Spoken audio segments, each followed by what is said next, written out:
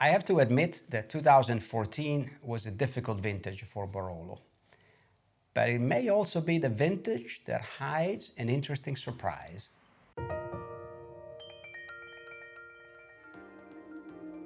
The winter of 2014 was mild and the spring was regular, so the physiology of the grapes was okay until the beginning of the summer. But then the weather in the summer became critical. In particular, in July. July here in the Langhe is always hot and dry, but not July 14. It rained a lot. In particular, I noted in my notebook 2 days, the 23rd and the 29th of July, when we had huge rainfalls, more than 60 millimeters per day. The consequence was a lot of fungal spreading, which required thinning out of the grapes and green harvesting to reduce the crop but save the quality.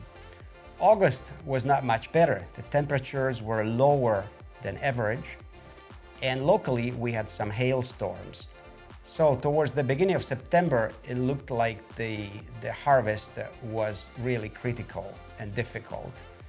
But luckily, the weather turned for the better. September was beautiful.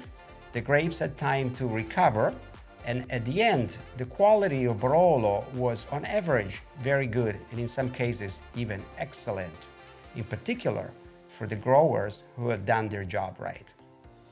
And the right work in the vineyards made the difference. Those who had done the proper thinning out of the grapes had nice bunches that were aired out, so they didn't have any mold. And in particular, those vineyards that were not affected by the humidity and by the hail turned out a beautiful crop, a beautiful production. The wines, generally speaking, the Barolos from 14 are rather austere, maybe not the deep, full-bodied, grandiose Barolo that we have seen in 2010 and again in 2013. A bit more austere, but loaded with rich tannins and high acidity. Now, paradoxically enough, these are the right components to age Barolo in the long time. So the right components to make Barolo Riserva.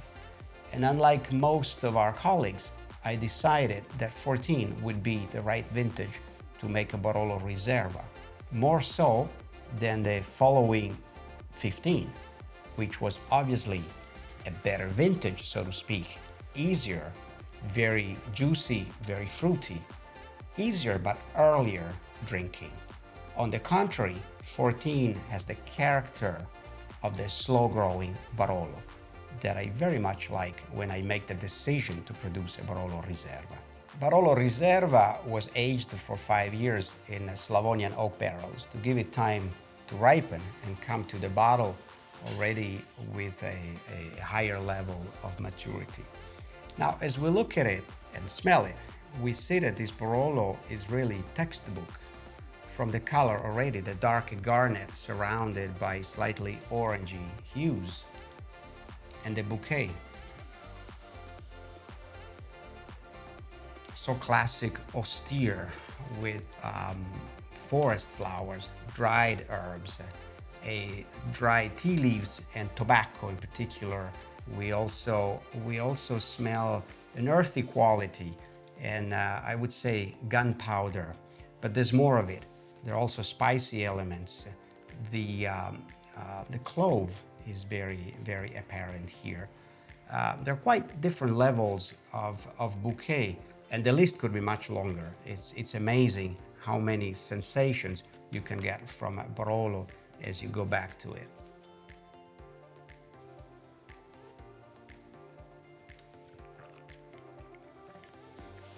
Very dry and long.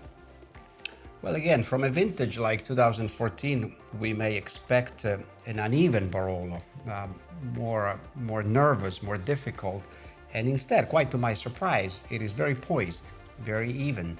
There's plenty of dried fruit, there's licorice, there's also a flavor that reminds me of burnt sugar, so caramel, and then in the end, a smoky touch which I don't mind.